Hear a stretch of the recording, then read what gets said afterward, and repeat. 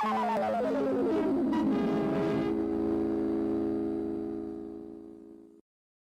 last question. Suppose, Lord Russell, this film were to be looked at by our descendants, like a Dead Sea Scroll in 1,000 years' time.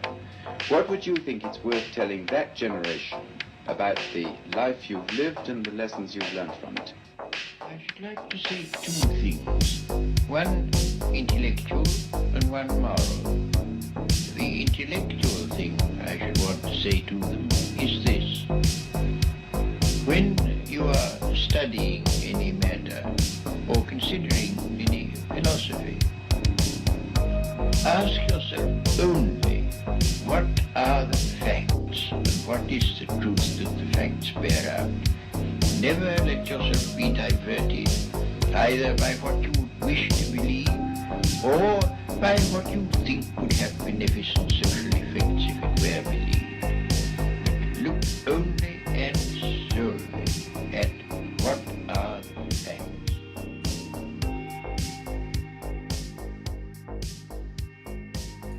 Hello, good morning, good evening, good day, good afternoon, and aloha. Welcome back to another live stream episode of the Unidentified Celebrity Review, your home for credible news, reviews, commentary on everything UAP and UFOs.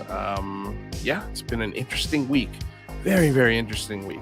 We're going to dive into it. We're going to dive into the big phone home. But before we do, I want to say thank you to KGRADB that streams the show every Thursday here from 5 to 7 p.m.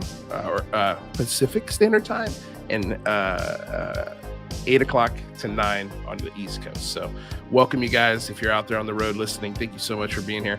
I want to say thank you to everyone who's joining us live here on YouTube. I see a whole bunch of you guys out there. UFO Blueprint.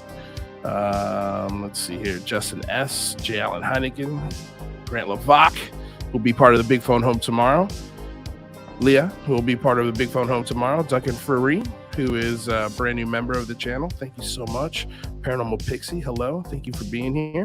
Fifi Barboa. I just love that J. Allen Heineken name. Danny Quill. Amanda Rose, Eventide. Thank you all so much, you guys, for being here. This is going to be a really fun show. Real quick, also want to say thank you to the moderators, the Patreon members, the YouTube members, the Super Chatters. If you're donating to the show, thank you so much. We truly appreciate it. As you know, as a Patreon member, you help keep the show free. There's no paywalls here. Everybody enjoys the same content at the exact same time because I think that's the way this topic should be discussed. Anyway, thank you very much. We truly appreciate it. If you can't support financially, no worries. All we ask is that you like, share, subscribe if you enjoy the show. And if you don't, then dislike it. Let us know why. Maybe we can talk about it. We've got links for Jane and Rather, who are the co-hosts of the Unidentified Celebrity Review. Guys, how we doing? Welcome. Doing well. Excellent. This music volume is always so difficult to set on StreamYard. I feel like it's so loud, but what's funny is it actually sounds good on the podcast. But anyway, The audio levels are tricky. They are tricky on this on StreamYard. I feel like if we had a real board, like a real like if Bill was here in this act physically here, it would be insanely good. But I think it's pretty good as is. I listen to the podcast in the car sometimes, and it comes out pretty good.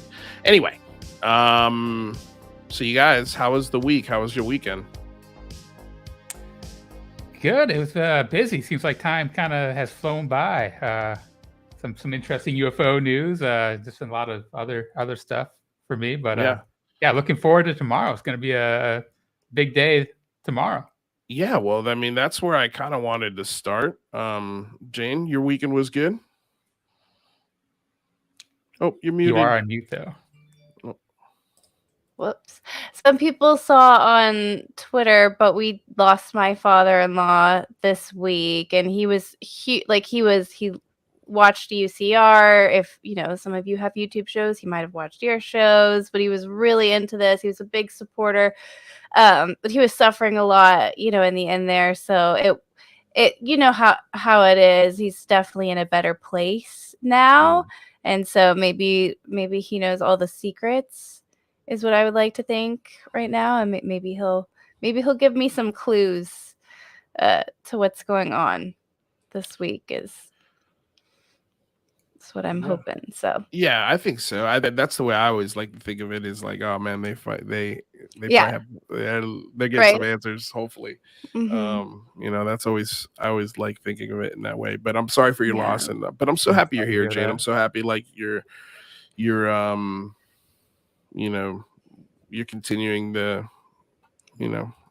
Yeah, it's been an intense few months. I know that probably like almost everybody in the chat has probably been affected by somebody, who's had cancer. This was a really fast, ugly one. So it's been a dark, gloomy summer. And so this is a nice relief from all of that, honestly, talking even arguing at times about UFOs. It's a good break. It's a good break. I feel like I'm happy to be here. Yeah, I definitely a lot of arguing for me the last couple of days with folks for some reason, but I don't know. I'm happy that this is a relief for you. I'm happy that we can concentrate on other things and take your mind off it and have some fun. Yeah, and we're gonna have some fun tomorrow. Tomorrow, the Big Phone Home 3. It's a big day. It's gonna be a ton of fun, you guys. If you're in here, if you're in the chat, here are all the details for the Big Phone Home 3. There's a lot of stuff to go over. And I wanted to show and share with you guys what I've been working on and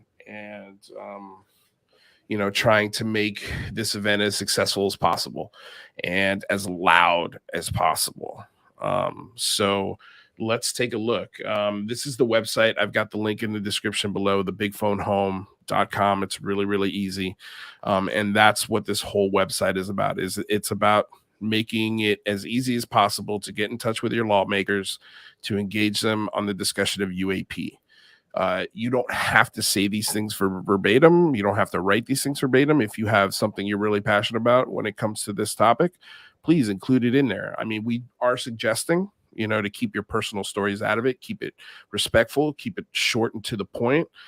And hopefully this website can guide you if you need help with doing that. And I know it, when I call senators and congressmen, I always whip up this website and look for them that way and interact with them depending on what's going on. So again, we've done some really wonderful things. So you can find the stream here. It's got, again, the Big Phone Home is free. We don't charge anybody to do this 8-hour live stream. Of course you can donate if you want. It helps the channel, helps us grow. It helps us do events like this. It helps us do shows every week.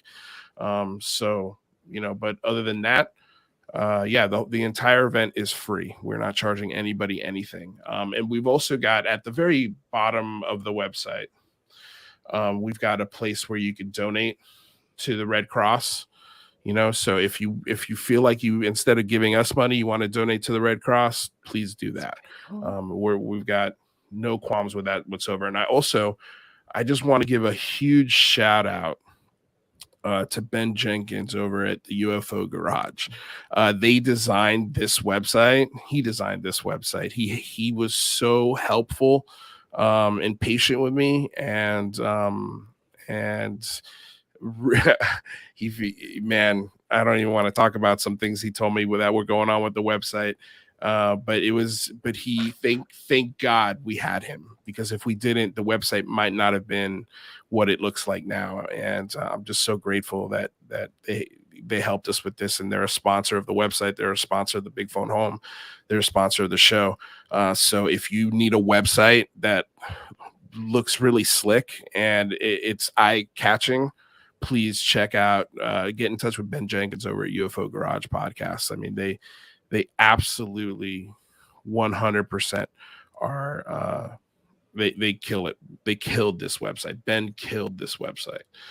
So I just wanted to give them a huge shout out and a thank you. But all right, let's get into it. You might, if you were part of the Big Phone Home 2, you might see this website and see it's pretty familiar. There are a lot of familiarities to it, but the bones of this have changed, and they have different initiatives.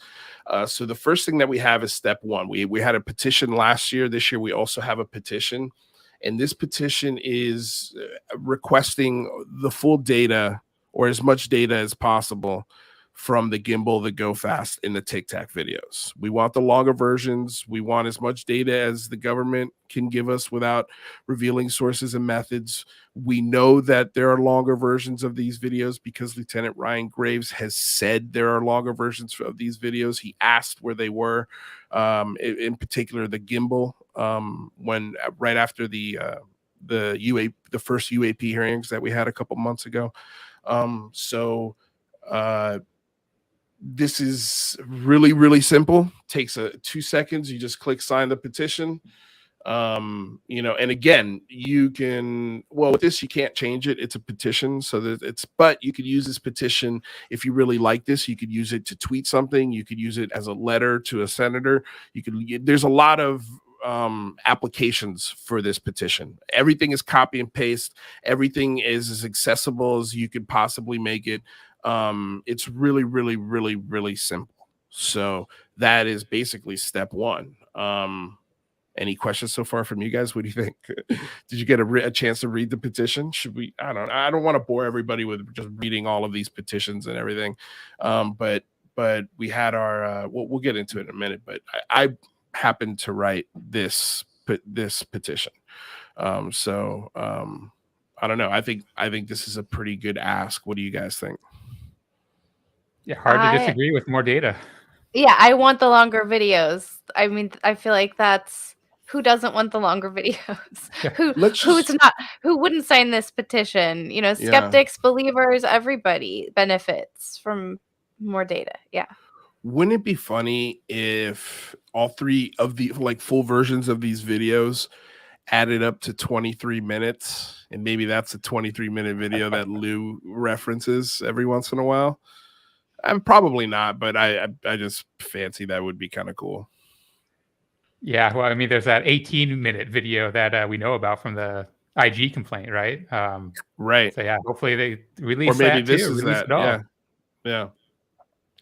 An 18-minute video. I mean, that's an up close craft, or that's landed, or something that's stationary, or something that's wanting to be seen and doing maneuvers and interacting with you. Because I never get long videos unless it's something perhaps a little more mundane, like a drone just kind of surveying an area. You could film that for hours, right?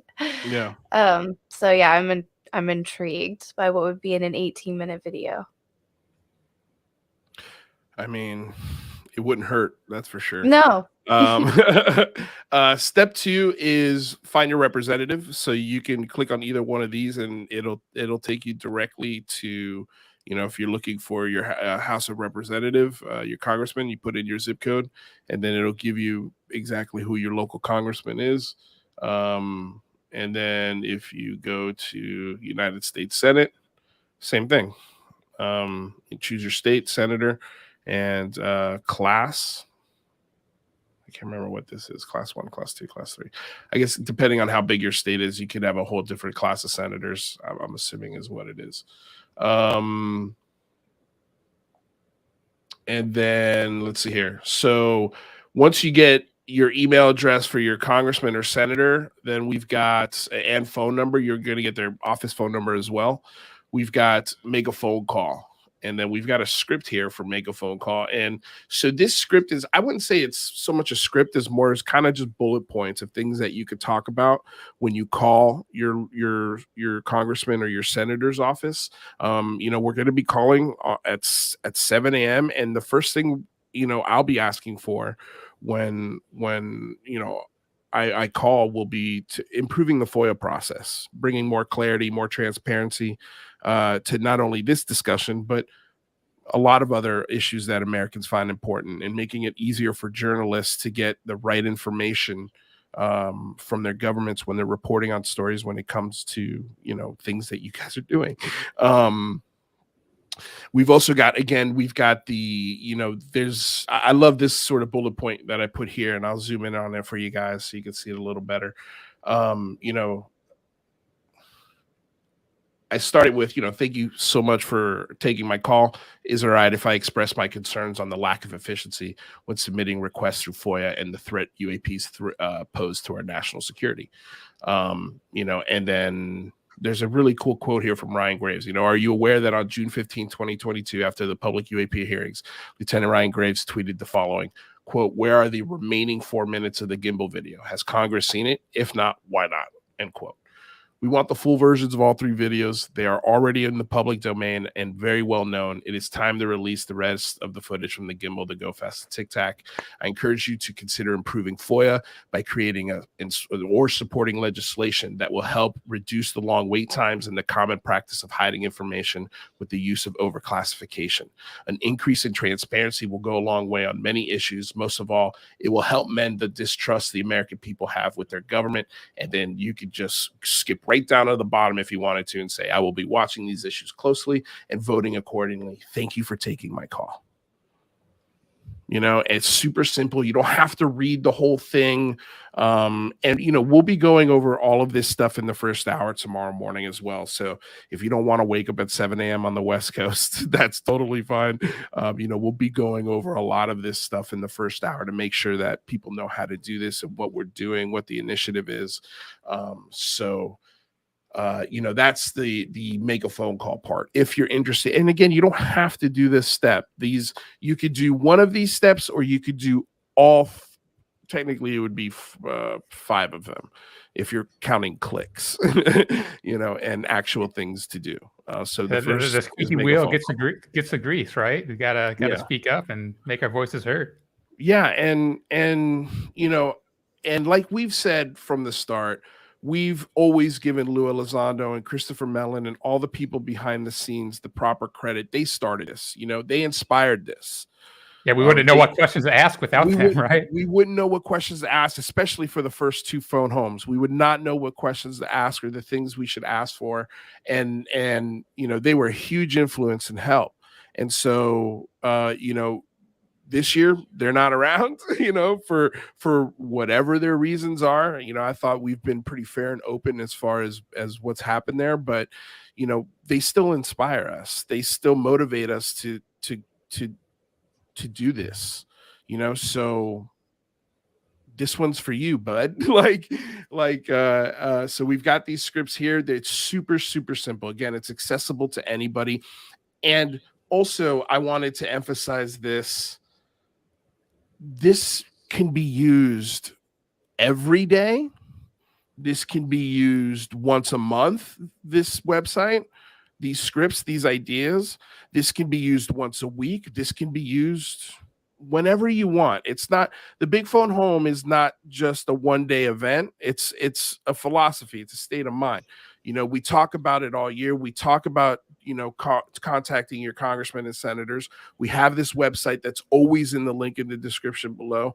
So we always encourage people to interact with their local and state government. And we also, again, like the thing I love about this website is also a really great little blueprint to contact your lawmakers on other issues that are important to you, whatever those issues might be. So, this is a great sort of step-by-step process of a great way to express your concerns on whatever you're passionate about when it comes to how your federal government writes laws or does things in your community. So I just wanted to emphasize that. But I'm sorry, did you guys want to say something? I'm talking a lot, so I apologize. Good preview of what's going to go down tomorrow. Yeah, I'm excited. Make stuff happen. Remember, it always seems like there's this wave that the Big Phone Home, maybe not, seems to start. So let's see what domino effect it can have tomorrow. Well, right? Yeah, absolutely. And also, some of the things that we were helped in, some of our requests that we put in actually came to fruition, and that's because we had the guidance, right? And so this year, I think the mission's still the same. Let's see. Now I think we could maybe really tell how big of an impact this event might have, because if we can get the longer versions of the 3 videos, if we can get the Aero office to hold public forums quarterly, if we can get, the FOIA process improved, or at least start having a discussion about it and bringing it up in this overall discussion, like, then we could kind of look at ourselves and go, okay, it worked, right? Like, it worked. This is specific. We're asking for specific things, that will lead to specific measurable results where we can really know if we're turning the clock forward, right? For disclosure or not. It won't be vague. Well, and actually it could turn it either way, I suppose, but yes. That's the idea, is let's turn it. Let's get something. Let's get something that gives us some proof either way. Yeah. Well, I mean, I think, and I'm really excited about the social media aspect of it this year. And I'll tell you guys why in a second. But, I was saying today, if we can get a senator or a congressman to come talk to us, I think one of the questions will be, for me anyway, is, the reason why we're asking for these longer videos is because the public was told that these are videos that prove that something here extraordinary is happening, that it could be non-human possibly, or it could be Chinese or Russian, right? But that, the public has been told these things are extraordinary, yet after, now 5 years, we've really looked and analyzed these videos, I think, ad nauseum, to a point where we've kind of come to not a conclusion, but I think a pretty large consensus maybe of, hey, these aren't conclusive enough to show us that they're actually doing amazing physics defying things. We need more data. And so, I, as a constituent, want to know, am I wasting my time? I started a podcast. I started a grassroots movement because of these videos.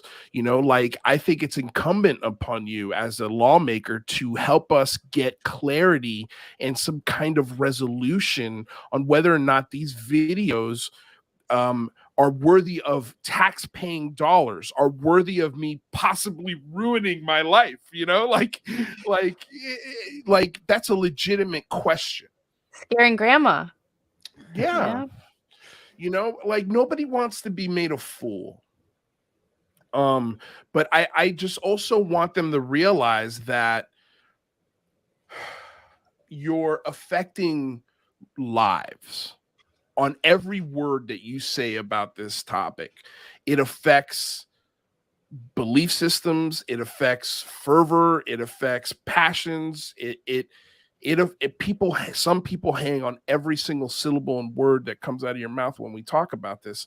So I want to reassure them. I want to reassure myself that we're not wasting our times, that we're not hanging on every word for nothing. That your intentions in this are to, in part, serve national security, but also to serve us, the people. Yeah, I mean, I think you make a good point. No one wants to be made a fool of, but it's okay to be a fool, right? Like, sure. part of me thinks that it's the government is afraid of looking like a fool by releasing the full videos and letting the crowd dive into it and letting the skeptics dig away and try to find plausible explanations, which I think that they probably will do if they do release these videos. But that doesn't necessarily mean that all the people studying the videos are fools. That just means that you open it up to a wider community, you get more perspectives, and you're more likely to get an answer. And God, I hope that it gets released, and the answer is there is physics-defying stuff in our skies. Yeah. Right? Yeah. How amazing would that be? But I'm with you. We deserve an answer one way or the other. We deserve the opportunity to get to that truth. Yeah, I agree. And like, I mean, but can you imagine if that camera system zooms out after he says there's a fleet of them, and it shows a fleet of them, with crystal clear footage of what they are, and they're clearly not drones. And let's say that fleet dives into the water, and we get the audio recording of them going, oh my God, they just went submerged, and maybe they come back out. Like, we don't know what's on these videos, but we're supposed to be, as the public, we're supposed to just say, okay, I trust you. The 75% of the footage I'm not seeing must be just incredible. Well, show us. Like, there's got to be parts of that should be accessible. These are older systems. This is older hardware. These flights happened in training waters. It's not like it's even over classified parts of the planet. Like, what's the problem here? Well, and this is coming from a totally different angle, and is where some of my skepticism of these disclosure efforts is rooted, is that, from a national security standpoint, let's say I'm in that role, right? I don't want to release anything ever for, unless it is for some personal gain, some benefit, I guess, to U.S. security, meaning maybe I want to trick people in China or Russia, or even add some confusion to a situation so even everyday citizens don't necessarily know what they're looking at, and that. So I would think, from that perspective, from the powers that be, I hate that phrase, but I mean, they exist. There's agencies, right? Yeah. So from that perspective, I get, and so but that's why this is so cool to do this, because I feel like we will get closer to understanding if that's what's going on, by asking these questions and by forcing their hand. And if we just get more, well, here's a transcript of the video, or here's a video recreation that looks, I promise you, it looks just like the original video, because right, if we get more of that kind of BS, right, then I'm going to continue to go more into that corner that this is a distraction from maybe actual cases, and not meaning the phenomenon's not real, but that there could be other sightings out there that are more worthwhile looking into.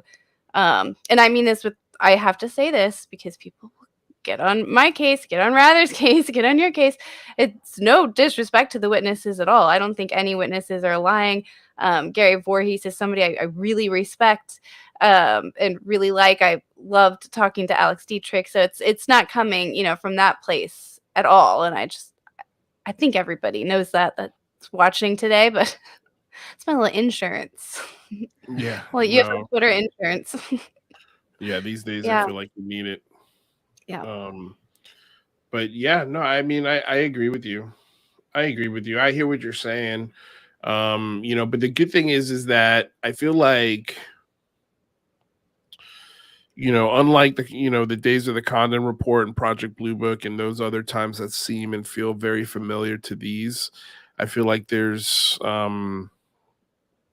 a lot more attention that can be brought to things in these days through social media, and and this idea that, if in 5 years we're getting recreations from the DOD and Aero on things, then this turns from a simple request to a full-fledged we're pissed off. Right. Like, now you're just effing with us and you're playing the same games that you have been with us for the last 70 years. Or here's another 30-second tease. If it's just okay, let's forget about all those minutes we talked about. Let's move on to another. Well, yeah, but I mean, we can't get distracted. It's incumbent upon us to not get distracted. We could be, hey, thank you for that 30-second video, but what about the other 4 minutes we asked about? And look, let's also put a sort of an expectation on this. Like, this could take us a couple of years to ask for this, and it actually make an impact. Like, that happens, politically speaking, sometimes. But I really think that if this is sort of a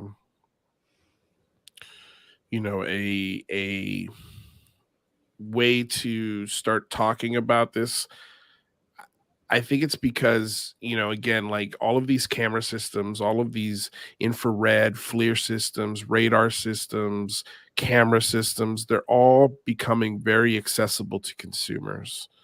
I mean, look at what we're going to talk to Avi Loeb, and I'm sure we'll talk about it a little bit today. I've got it as far as something we could talk about today, but they just put their first unit on the roof of Harvard, and there was a little bit of video footage of how they're tracking and the quality of the images, and it looks pretty damn cool. And I can't wait to sort of walk through the systems with him and see what they're doing. But it got me very excited, and I started thinking, God, man, if there was 4,000 of these things around the world, like, or something like that would be amazing. It would be so helpful, and it would be independent of the government, and I also think that the possibility of that is forcing the hand of our government. And so, times are different, man. I think we've got a golden opportunity to try. I mean, we're going to kick ourselves in the ass if in 10 years we did nothing, we didn't call, we didn't try and access our government and try to improve the FOIA process and try to get longer versions of videos and try to have quarterly, ask me anything, forums on Twitter or YouTube, where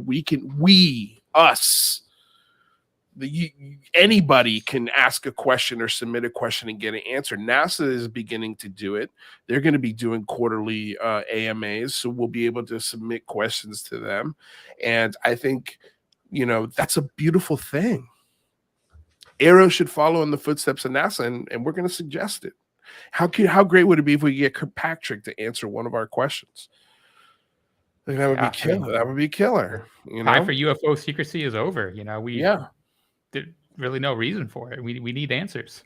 But I don't know if you guys caught my discussion with Invisible Night School on Saturday. Yeah, great discussion. But Campbell Moriera, he said something really that stuck with me, and I guess it's always been on the tip of my tongue, but he really just said it, and that is that, I think maybe governments are starting to realize that the cover-up and the obfuscation of the information turns out to be a much more of a credibility hit than if they had just come out and admitted the mistake or the cover-up or the actual conspiracy. I think that's the biggest problem with not just the government, but ufology in general. No one likes to admit when they're wrong or if they've been, misinterpreted something. It's people really like to dig in their heels, and from the government to news organizations to everyone. And and to go on, and I've been increasingly, you guys know this, I've been increasingly skeptical about a lot of the, I guess, government leaks and like official UFO narrative, but I've also been like increasingly excited about the future and like more and more optimistic that, clearly we're on a path for technology to be revealed, right? And that very well could be because the phenomenon is real, right? It's just all the dots like somehow connect. But also like coming from the perspective of maybe somebody in national security or somebody who's at Lockheed Martin or any of these places, right? And everybody's like, well, why now? Why disclosure now? Well, if there's a race to it, right, you want to be the first one in the race, right? But you could have started it before. Maybe we did try to start it before, but maybe we feel pretty confident because we might have some tech that's just so incredible at this point that we feel pretty confident in having this game, with other governments about, what do you guys consider exotic versus us? Because that reveals a lot.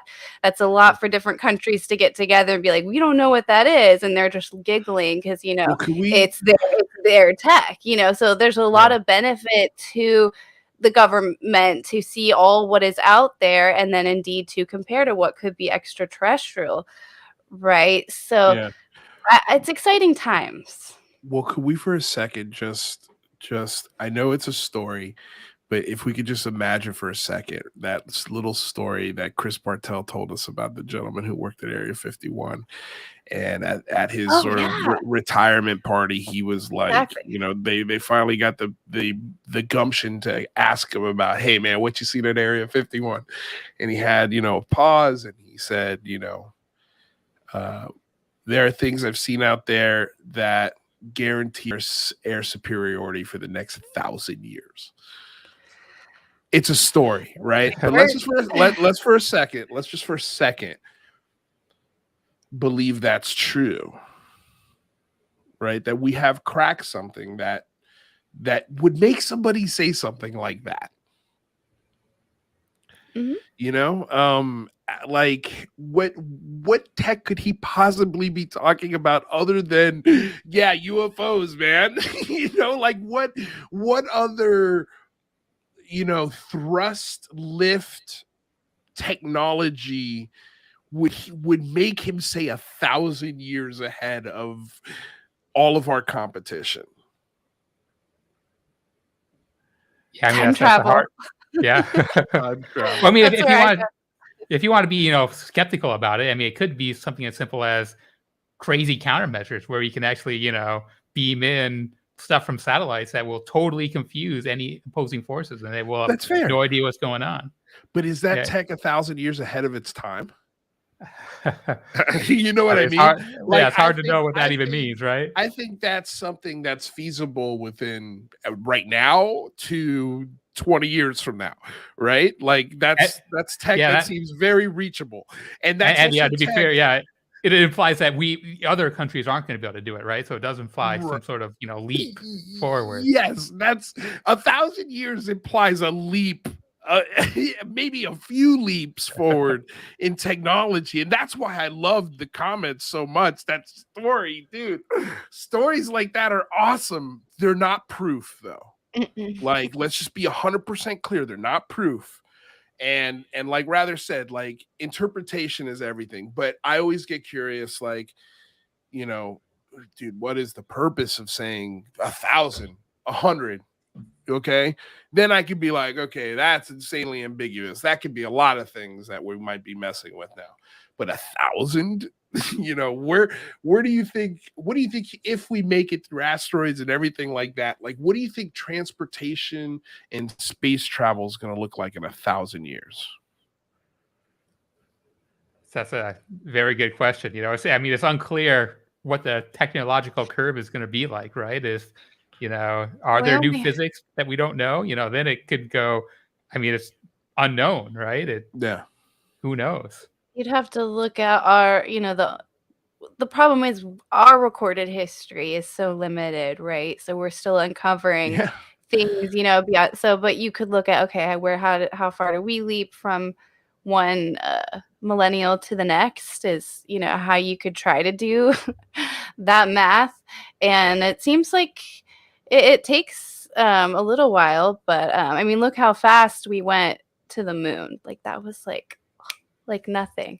So I would, imagine we'd be much farther in 1,000 years. So maybe space travel. Maybe he knows that we've gone to Mars and we already have a base there, and that's why NASA's like, hey, we're gonna announce life soon.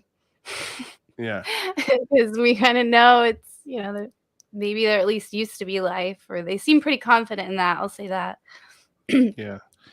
Well, it definitely feels like it would be George Jetson, you know? Yeah.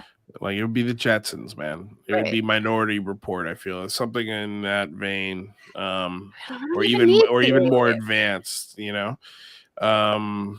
It's fun to think about. But anyway, getting back, fun. It's also a little bit disillusioning, right? You know, imagine that the government does have tech that's 1,000 years ahead, and they're keeping it secret to use for military applications when they could be using it to the benefit of all humanity. Or, and just follow me down this hole here for a second, or they're just like Kaku says, like, the technology is too advanced to just throw into society and expect it to be responsible with it. maybe, and they know because of their intelligence gathering that no other country is even remotely close to fixing or figuring this out.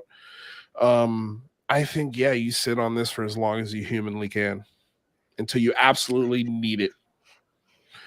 Because again, you've talked about this rather, we already have the solutions to fix pollution and our dependency on oil, not 100%, but I mean, as from a petroleum, gasoline, car standpoint, so we have energy, that technology right? now. So it's not a technology thing. It's not like, I think if you put this out there now, it might be more harmful than good for society.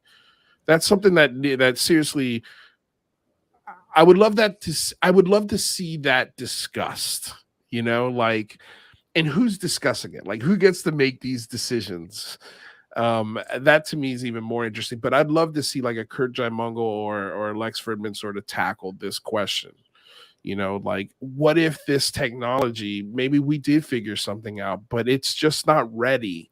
We're not ready yet for it. And just like in a lot of ways, I feel like we're not ready for disclosure yet. We're still eating ourselves at this, trying to kill ourselves for these scraps falling off the table. So I don't know, man. Part of me believes that. Also, something that Leah said from the Invisible Night School conversation, that society is really sort of leaning away from just basic facts. Like we're really sort of leaning away and getting into this fantastical belief system of a lot of things. And in 1,000 years, who knows? We could be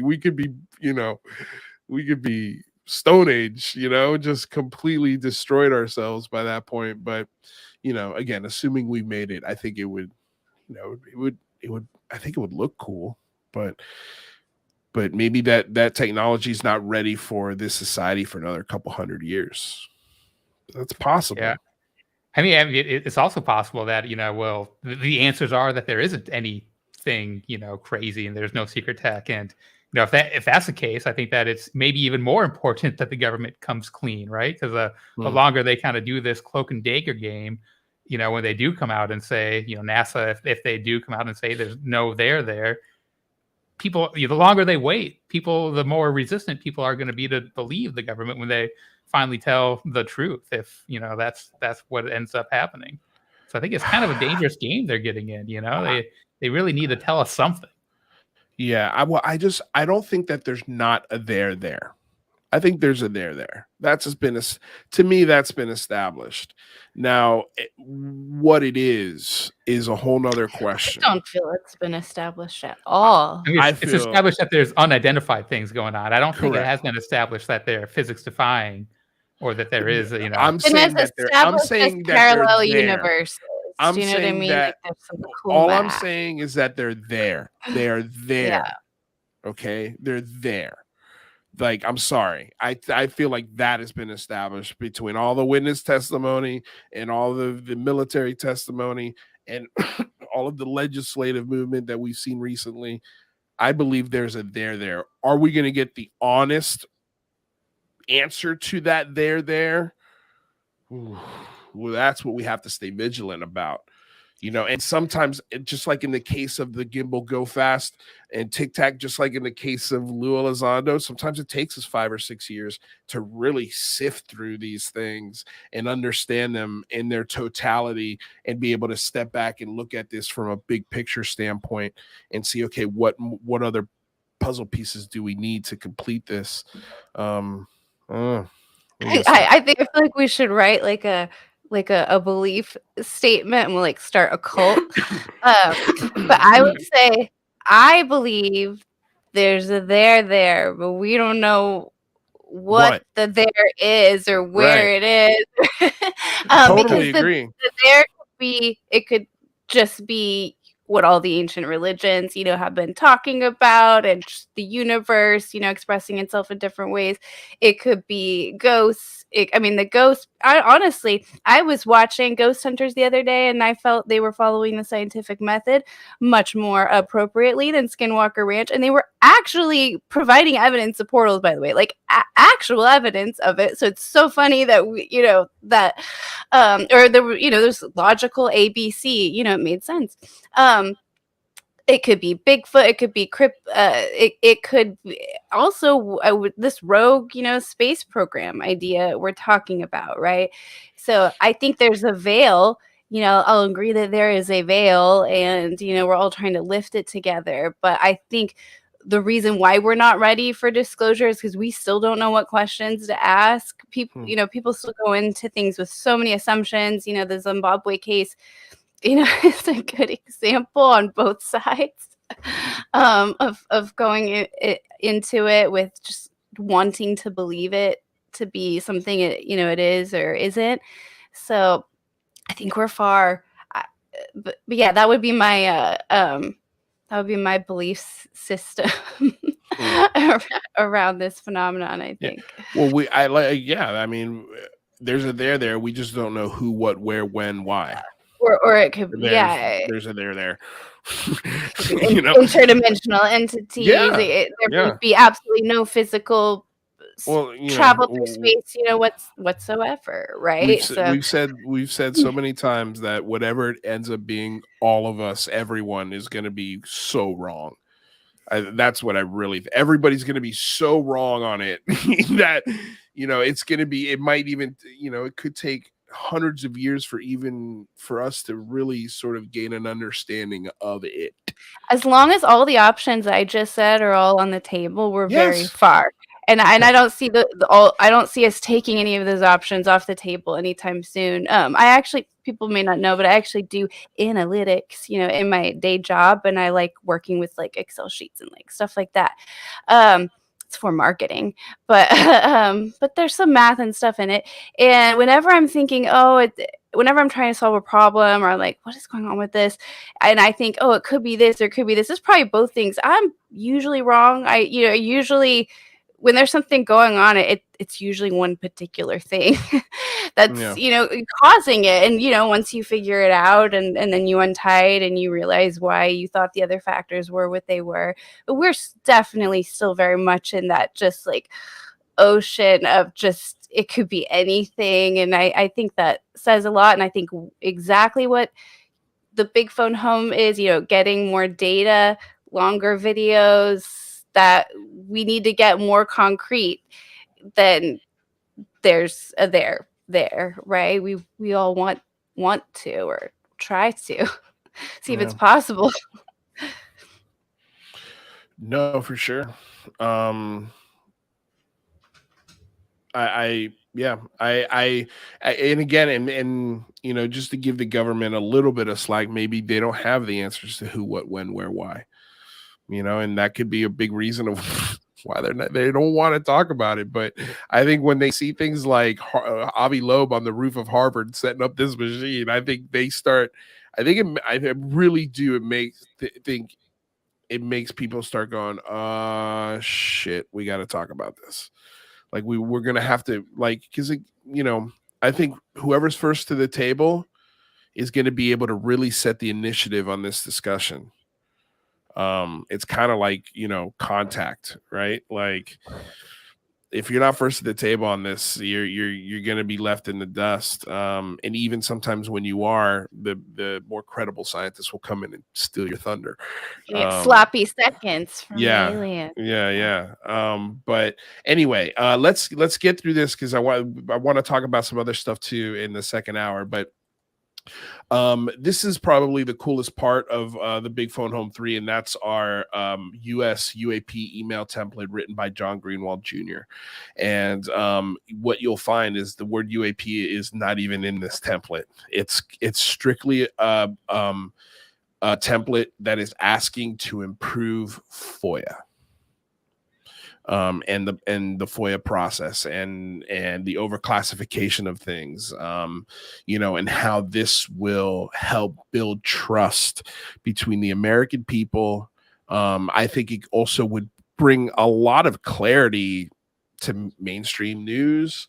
It'd bring a lot of clarity to journalists that are looking for information on stories that they've been digging on for years, like this idea that you know, some appeal processes take years on very simple things is ridiculous. But it's also, when it comes to the UAP process, it's also something that when we're asking our senators and lawmakers for, I'll just say lawmakers, you know, we can pitch this as like, hey, look, we want to help you get more information. And we've got a lot of people within this community that are great at using the FOIA process. And that helps inform you as lawmakers, and it helps inform us as the public, and we can help you in this discussion. Like, there should be an open dialogue between the public and our lawmakers. And I think this is a beautiful opportunity to try and do that. I know it seems like, you know, rainbows and lollipops coming from me, but like, I really do believe that this discussion can ease, you know, or bring together opposite sides of the aisle. It's bipartisan. It's a bipartisan issue. I mean, the government is we the people, right? You know, yeah. we all should, unless there's real big national security reasons for things to be classified, we should be able to have access to it. Agreed. Yeah, and the FOIA process is the best tool in the belt that we've got to do that. And we might as well fight to try and improve it. And it's also, here's a reason why it's number one. It's a big reason why it's number one on the initiatives, the agenda. Because let's say something big and crazy happens tomorrow. You know, world-changing event, like a war breaks out or something. The big phone home. You know, I hope it's the big phone home, you know. But if that's the case, then we don't have to worry about this. But, you know, with improving the FOIA process, nobody can point at the big phone home. Nobody that's outside of the UAP discussion or inside the UAP community. Nobody can point at this effort and say, what are those idiots doing? Like, what are they asking for? Like, really, you guys are asking for UFO disclosure? No, we're actually asking to improve the FOIA process. You know, the Freedom of Information Act, the best tool that journalists have to gather information from our government. That's what we're asking for. That helps us with the UAP UFO stuff that you think is goofy. Sure, but it also helps you, the very serious person, whoever you are that I'm talking to. You know, and I'm just kind of talking to myself now, but you get my point. Yeah, definitely. Yeah, it's a rising tide lifts all boats, right? That's what you would think. Go ahead, Jane. Oh no, just 2 thumbs up. No, I couldn't agree more. I'm excited. I think a lot of it's gonna get set into motion tomorrow, and gonna be in people's ears and I don't know, ears and faces. Ears, minds. Their ears, their minds, their hearts and souls. And then quickly also, we're going to have Grant Lavac coming on tomorrow to talk about the Australian movement that he's made with his MPs and his senators in Australia. And he also wrote an Australian template. So if you live in Australia, you're more than welcome to copy and paste this template that Grant put a lot of time into. You know, and you could use his template again to call your MPs, call your parliament members, or I guess it'd be Australian Parliament, so maybe APs. I'm sorry, I don't know. But we were going to have one by Chris Otis, and he was going to come on the show, but Chris got married and had a honeymoon. And so he, unfortunately, you know, there was no pressure on him. I mean, we would have loved to have him, but yeah, congratulations to Chris Otis.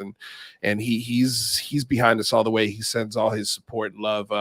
We tried to get a couple of Canadian lawmakers on the big phone home. I think that fell through.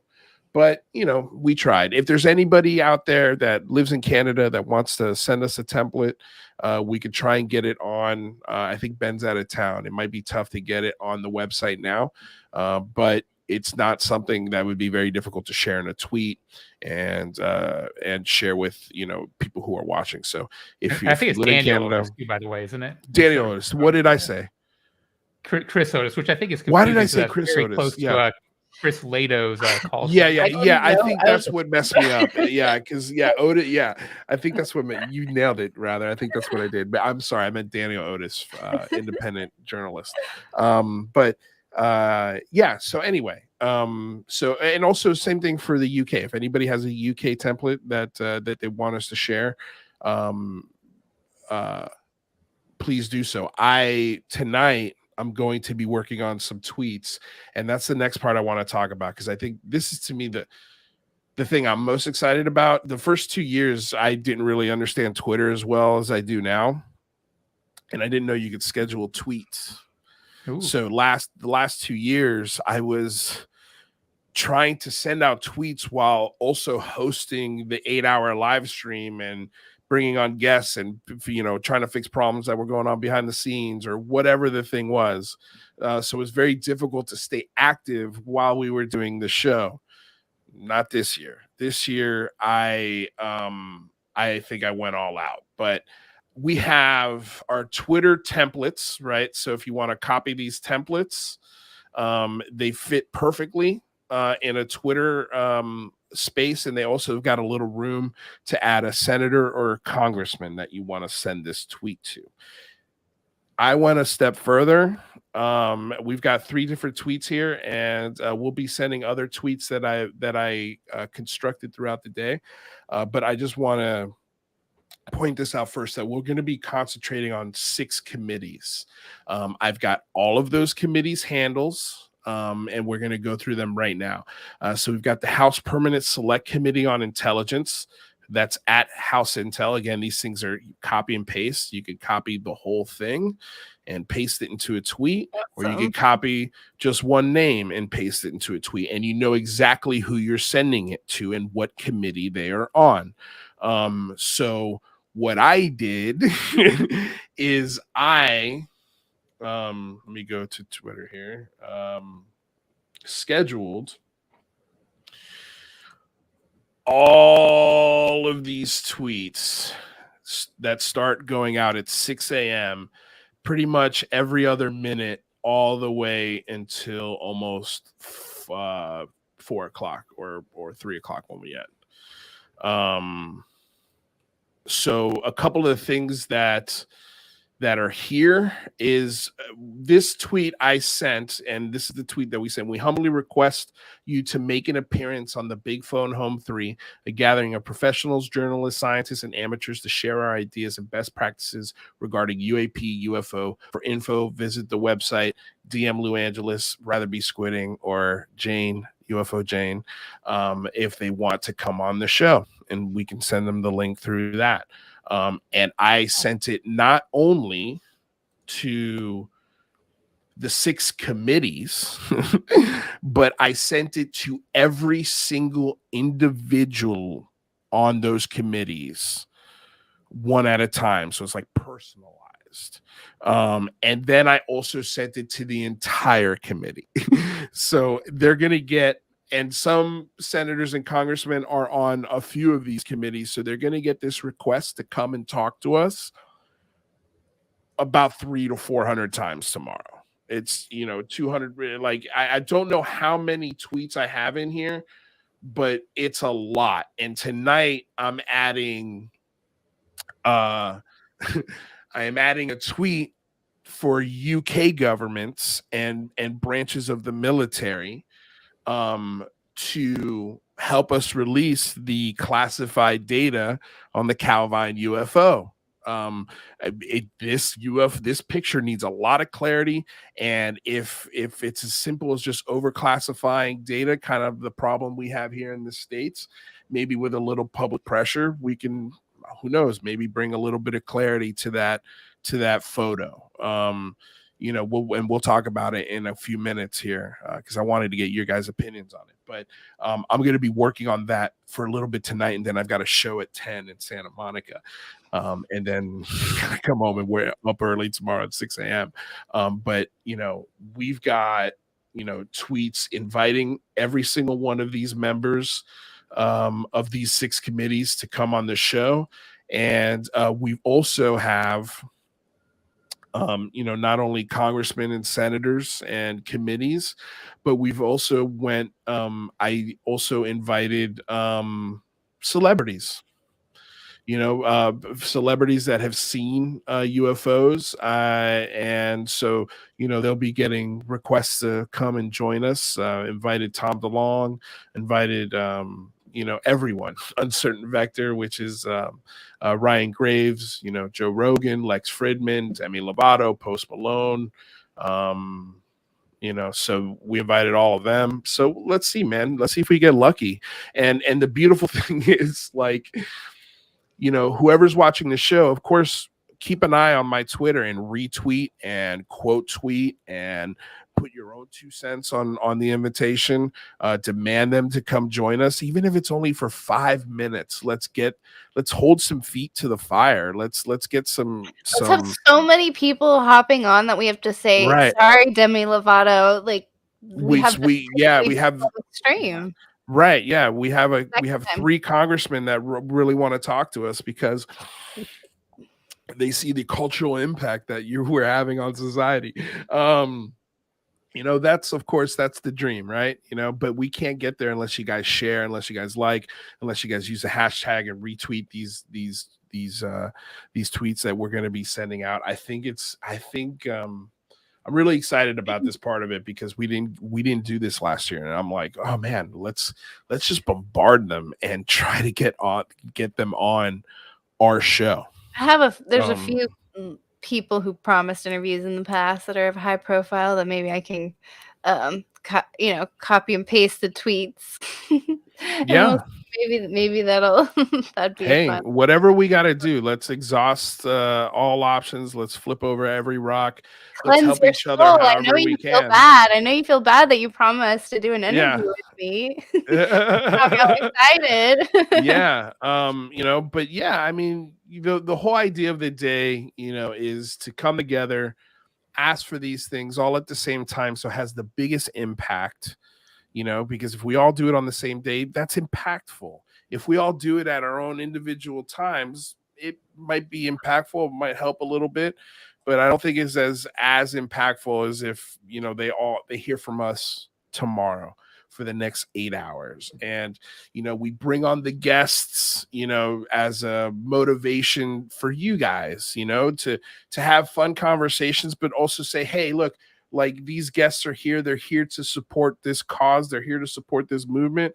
They encourage you guys to get out there and call, tweet, write, activate yourselves. I also forgot to mention that, the email template, especially the John Greenewald one, that's a really great template to print out and actually put a stamp on a letter and mail it. That it would be so impactful, and we gave you guys all of the tools to do this stuff. It's as easy as pie. And we tried to, again, just make it as accessible for everybody as we humanly can. And just FYI, these are our hosts, obviously the 3 of us, but we're going to be having Ryan Sprague and Christina Gomez fill in for you guys when you go to lunch. So that'll be really cool. This is our official guest list. We've got Avi Loeb, John Greenewald, Jesse Michaels, Grant Lavac, Jazz Shaw, Luis Cayetano, who's part of Invisible Night School, Chris Lato, Michael Mataluni is going to be here for the Avi Loeb discussion. So that'll be really fun. Nick Collin Callis, Campbell Morier, and Leah Prime are Invisible Night School, and Red Panda Koala will be paired with Jesse Michaels, so that'll be a really cool hour. And then we've got filmmaker Tom Orzechowski and Chupacabra, and then of course Ryan and Christina. So I mean, we've got a killer lineup. We've got it'd be, I've been a little disappointed, but not surprised by some of the reaction we've had to this event. A lot of folks who were helping us the first 2 years have gone real quiet this year. You know, I feel bad for you guys. I really, really do, that you can't see beyond your own belief systems and help in a cause that helps everybody that wants more answers, which we all want more answers, you know, and this is a great opportunity for us to come together and do it. And that doesn't mean that you have to use the hashtag or, that you have to come on my show or talk about our event, but encourage your, write your own template, write your own encouraging thing that people can use to mail in and call in and engage their lawmakers. I'll support it 100%. I don't care who you are. If you're gonna help us in this kind of initiative, I don't care who you are. I'll help you 100%. I'll put my every ounce of effort that you can possibly need. I would help anybody, friend or foe. If this is your message for one day, I got your back. And the fact that we've got a lot of folks they don't have our back like that this time, it's very telling. It bums me out. Of course, like, I'm a human being. I want our friends to help us with this. I want people to be excited about it. And, I feel like they're projecting a lot of things that they think we've done that we haven't done. And because of that, they're like, not going to do it. But I mean, to me, it just shows how kind of shallow you are. And how much you really don't want this, which sucks. That sucks.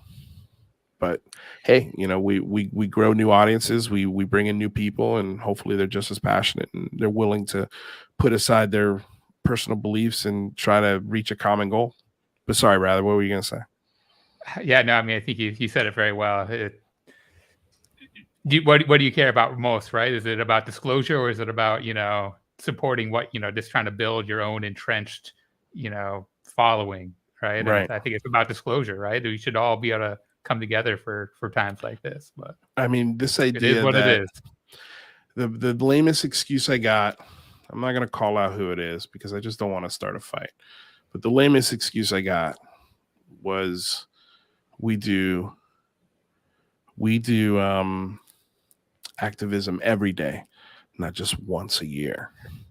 And I'm like, that's funny. You do it every day. You could do it tomorrow too. You could do it tomorrow, because tomorrow kind of counts as every day, right? That is the dumbest shit I've ever heard. It was so stupid. Like, what does that mean? What does that mean?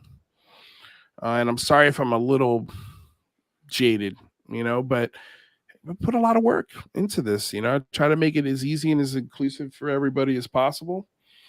It's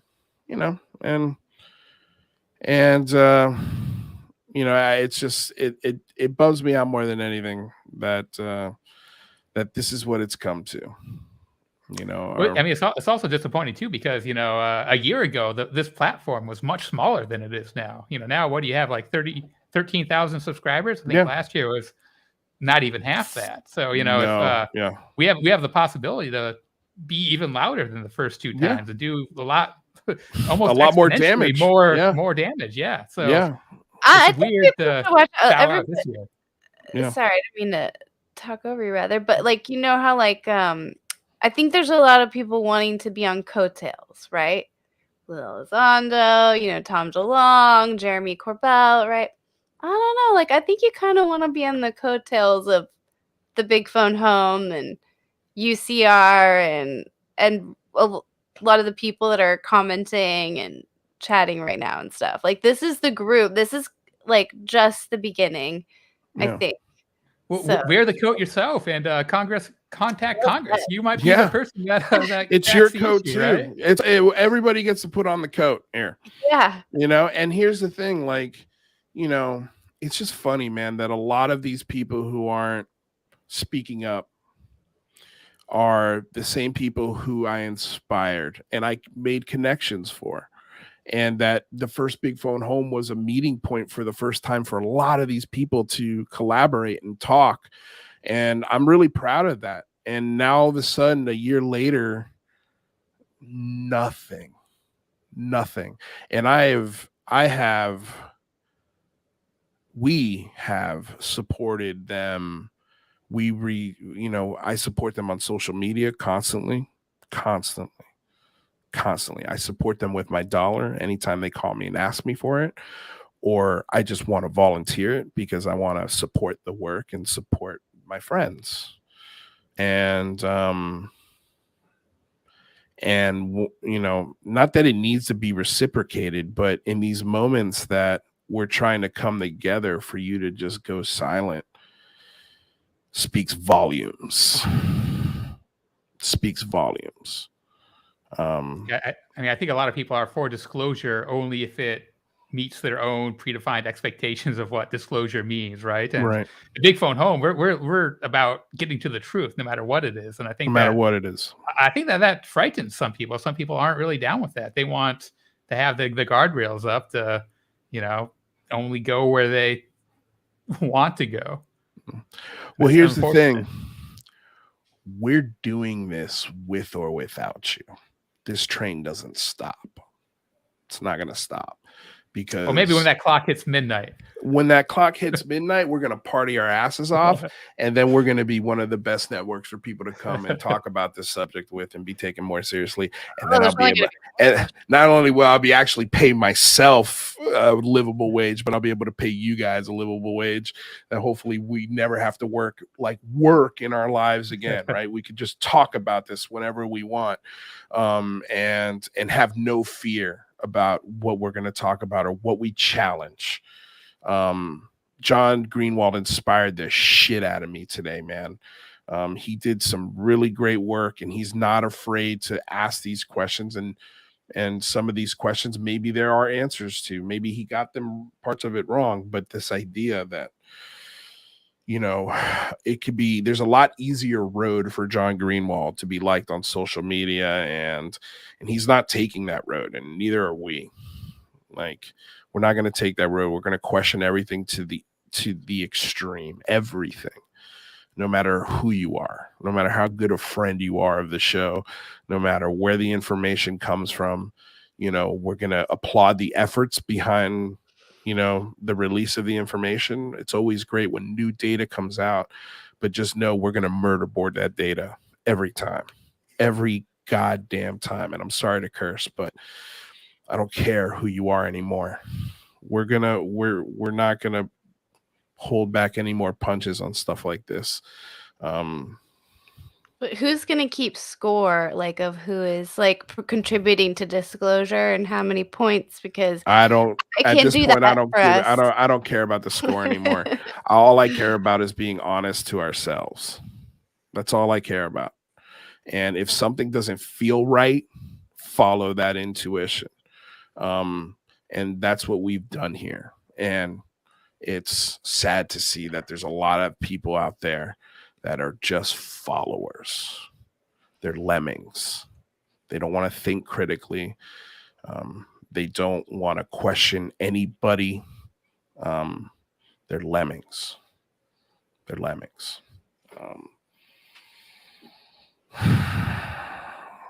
Changing your mind is okay. And saying, I don't know. Like Leah said, I'm stealing your phrases here, Leah. Those are two phrases that should be welcomed.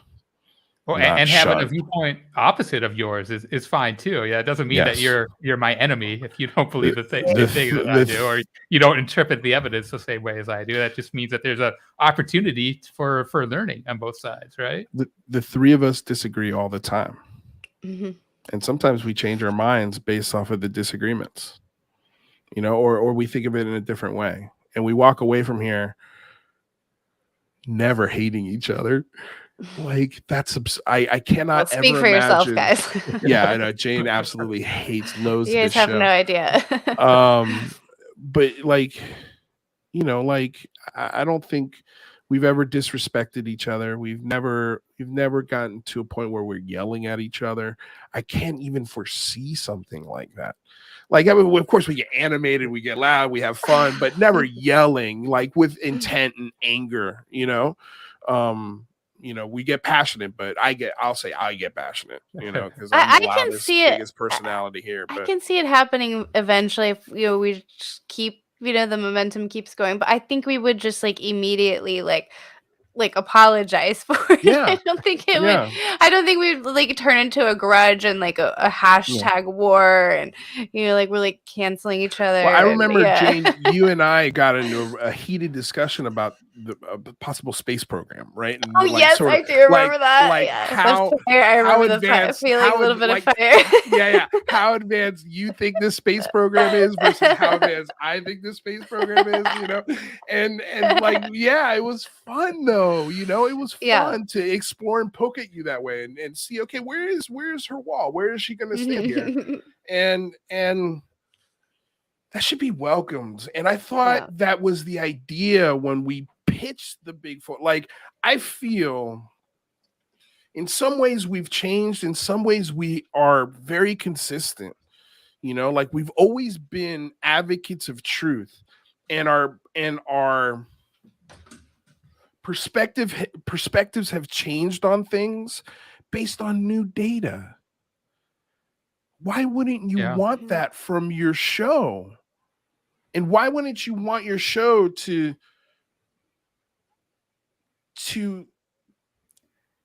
evolve? Ask the hard question, but also be willing to be humiliated, be willing to be wrong. Sure. Yeah. You know, like we're okay. Like I'm okay with being wrong. I'm okay with having been wrong on some. Like if the Wilson Davis notes tomorrow turn out to be the most factual things in the world, I'll be the first person to be like, I was wrong on this. And I owe Joe, I don't know if I owe Joe an apology because I never called him a liar or anything like that. But the first thing I would say is, Joe Murgia got this right. Be the first words out of my mouth. I'm sorry, Joe Murgia got this right. I thought that's what the community wanted. But it seems like that's not. I feel, okay, I'll say that it feels that way. But I feel like, of course, the growth of the channel, the people watching, they outnumber those idiots. There's a vocal minority. It's a very loud, vocal, annoying minority. And then there's the part of that minority that's just silent. They just keep quiet. They don't say anything. They don't want to rock anybody's boat. They just want to be quiet and stay in their lane. That's fine. Do you. You do you, baby. We're going to do us, and we're not going to stop. And we're going to stay as passionate, and we're going to do the Big Flown Home next year. We're going to have different initiatives, and we're going to talk about it all year. We're going to see where we can make things better. We're going to see, where our mistakes were and try and improve on them. Here's hoping that next year, the Big Phone Home, we're all just asking for rides in the UFOs, right? Right. That'd be great. That'd be great. Unless it's radioactive. I'm a little bit worried about that. Yeah, that's true too. Yeah, it seems like the side effects of driving these things would not be conducive for humans. But I mean, I'm curious, because I got to have this discussion and I tried to get you guys in there, but it was the weekend. And, of course, it was a really good I didn't get to hear the whole. I didn't listen to the whole thing, but I thought you guys did a good job, really good job. It was one of my favorite conversations of the show. It really, really was. It was a lot of fun, but we got to talk about the Calvine UFO, and I wanted you guys there, obviously, right? Because I always want to just hear your opinions on this. And so we didn't get that opportunity. So I figured we spend a little bit of time today. I'm just curious. Like, it's been a few days now. I'm sure you've seen either me or other people go back and forth. I'm not trying to fight. I'm just trying to be like, hey, here's where I think the data is missing. You agree the data is missing, but you were coming to two different conclusions, or if we want to call them conclusions, and I'm not really sure why. Like, I don't get it, but I'm curious to know. Jane, let's start with you. Like, what were your thoughts on the Calvine UFO picture and sort of where do you stand with it right now? Because you need a stance. You got to have a stance. Yeah. I think we need more data. I guess that's my stance. When I first saw the picture, I was like, oh, that's cool. I was surprised at how underwhelmed I was by it, which that was weird. I don't know if I'm just like getting, it's like choice overload, lately with disclosure, I guess. But Glurp the alien, the thing that was kind of a bummer is Glurp the alien, you'd think he would, think everything's a UFO considering he's an alien and quite a believer, but his reaction was what a lot of people's reactions have been, is that it could be a hoax, a reflection. He doesn't know what it was, but that was anyway. So I definitely had that I definitely have that in my head. What's interesting though, when I first looked at it, I really just was looking at from like the angles, and I wasn't really looking at the object itself that much. And when you look into, and this is what I mean by more data, it's too blurry because it doesn't necessarily look to be a smooth shaped craft. Like if you look up a picture of a B-2 bomber, which is a similarly shaped craft in the 90s, right? It's smooth, right? And whereas a rock is like not, and it's also not a single color throughout. So it's too blurry of a photo. And I want to see the background image. I want to see the actual image, taken at the scene by somebody who for sure knows that was the location, because there's a lot of fences and there's not enough distinguishing things in the photo to know. So I want to see the background image. That helps a lot. I want to know about the witnesses and their credibility and why we believe them. And this was a while ago, and maybe you can't go back in time to get Flight Tracker to figure out who that pilot was. If, maybe they saw something too. I want to know more. I think it's intriguing. I want to know more. I don't think you can prove it is a hoax or isn't, and I go to the headlines like the best picture ever. Why is it the best picture ever? Is it because it's from the British, mod? Is it because it's from, it's because Nick Pope's, associated with it? Why is this the best picture ever? Because we don't even know who the witness was, and we don't know the chain of custody. Like, we don't know any of these things, right? Haven't seen anybody with a camera walk out to the scene where this, UFO is seen, and we can do that today for, some incidents. So, long, rambling, windy road to say I don't know. As Leia, she just said, I don't know. I wanted your thought process on it, Yeah, I appreciate that. I think that's kind of the conclusion we came to as well Saturday night, is just we need more data. It's again, championing the find, championing the effort to get it, championing that you made it public and that there's more data now on the table. But the murder board has picked this thing apart, and there's not enough structure here for it to stay up.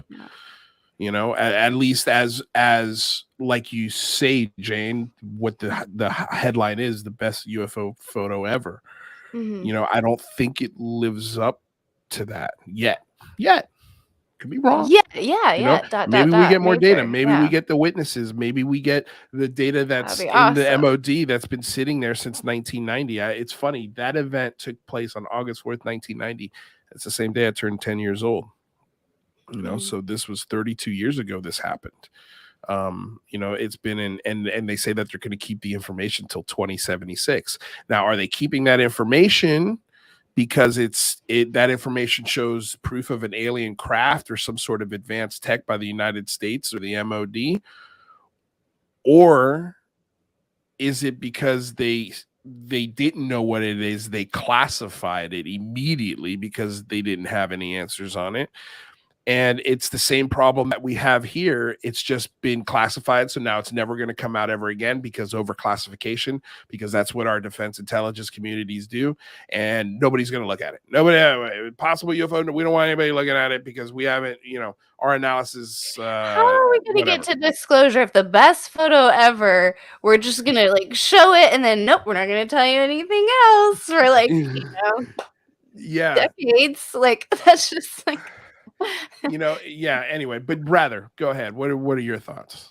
Yeah, I mean, props to everyone who got it released. You know, it's pretty cool that happened. But you know, my first thought was that, you know, the whole line drawing was pretty close to what we actually got. You know, where there's not a lot more detail there. And you know, the second thought was why those Navy videos back in 2017 were such a big deal, because those had provenance, right? We knew that those weren't hoaxes at the very least. Right. Those were real videos and showed, you know, something. And it's a little bit disappointing that some of the reporting that's come out of it has been so muddy.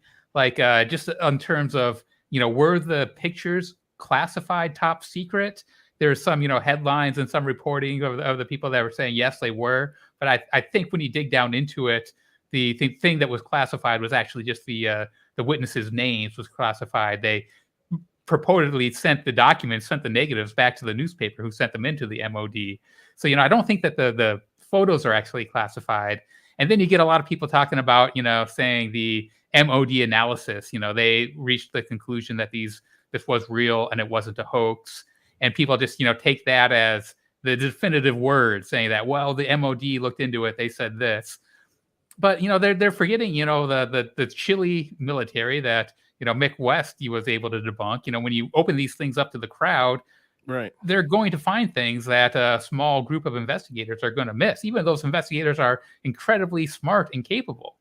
And so it's, you know, you can't really just, you know, rely on the analysis that someone did in the 90s to say that, yes, this is a legitimate non-hoax UFO.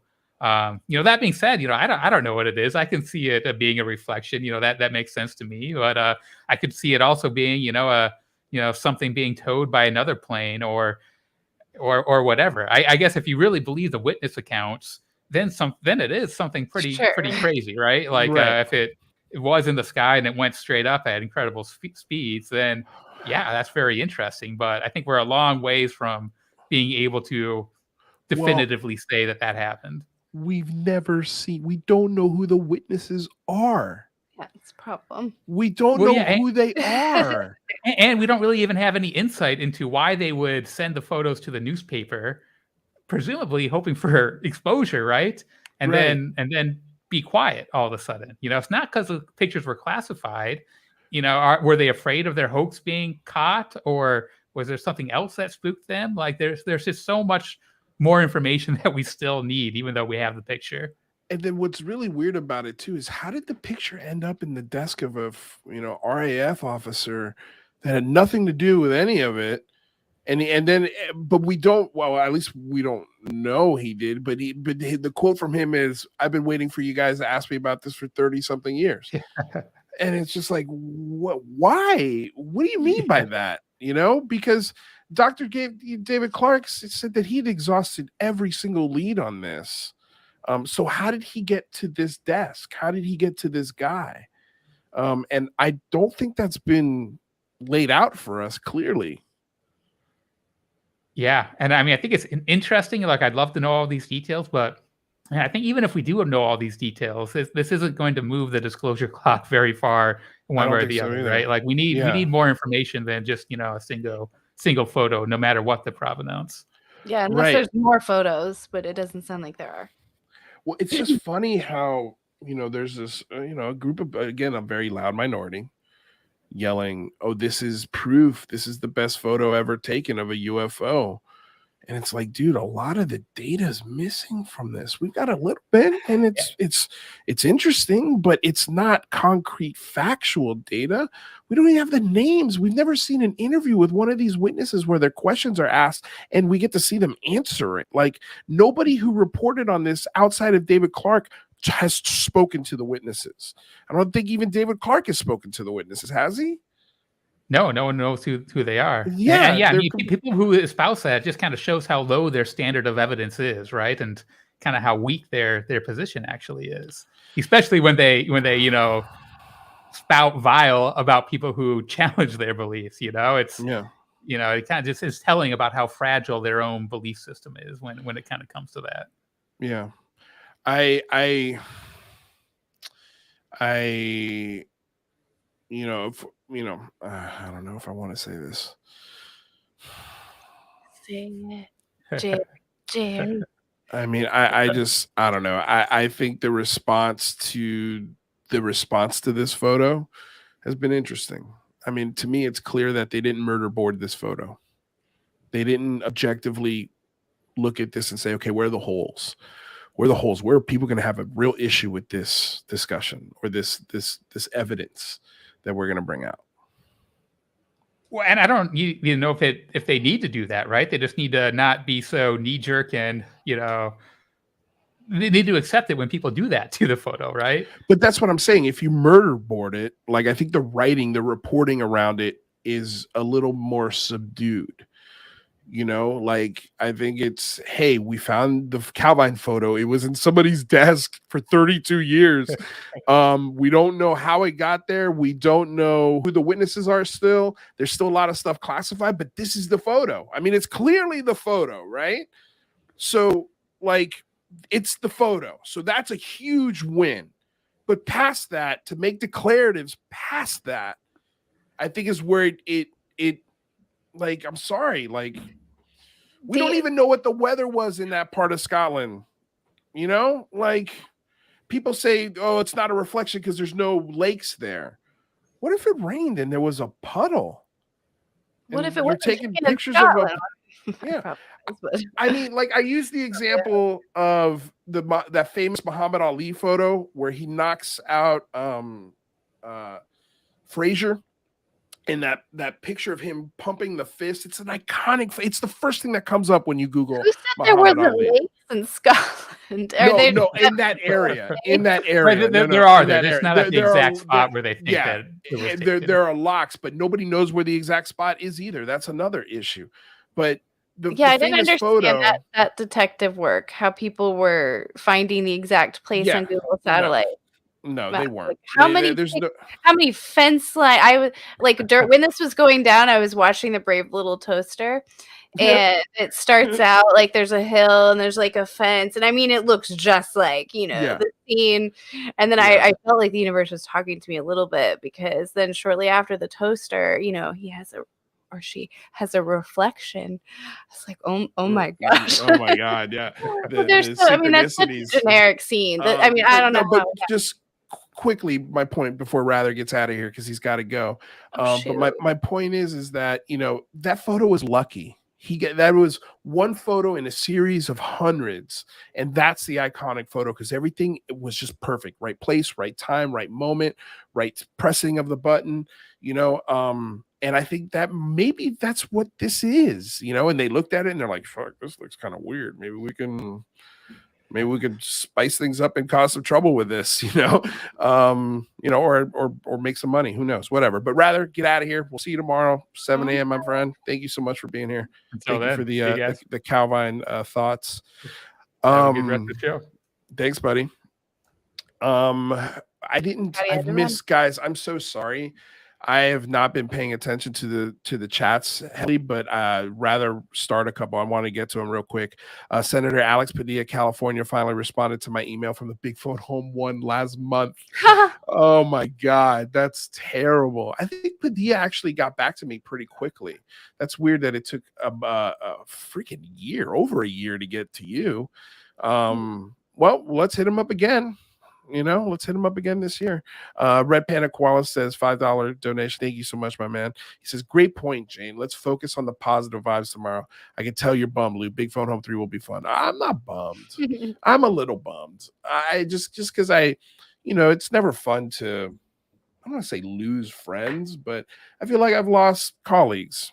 You know, my people who I used to rely on, you know, to bounce things off of and get good vibes off of and feel goods off of, and you know, now they're not there, but it doesn't matter because I got you, Panda, I got Jane, I got Rather, I've got, you know, John Greenewald sent me some really wonderful words of support. Like, you know, there's a lot of people that are reminding me, hey, you're on the right path, you're doing the right thing. And if that means that we lose some, you know, some friends along the way, then so be it. You know, we're not aggressive here. We're not on the offensive, and we're not the show that insults people. Never have been. You know, we've always tried to mend bridges, and my door's always open for anybody to talk and try and work stuff out.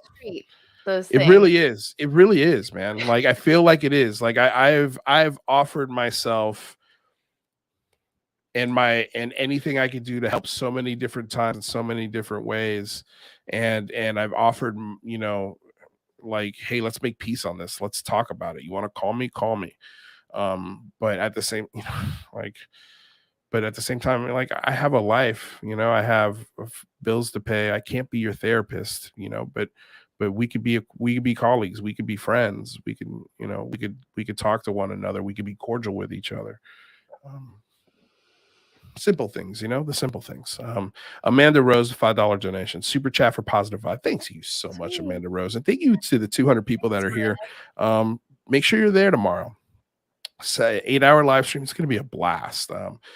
Help us with the Twitters, with the tweets, and the phone calls, and let's try and make an impact. Let's try and get a lawmaker on here.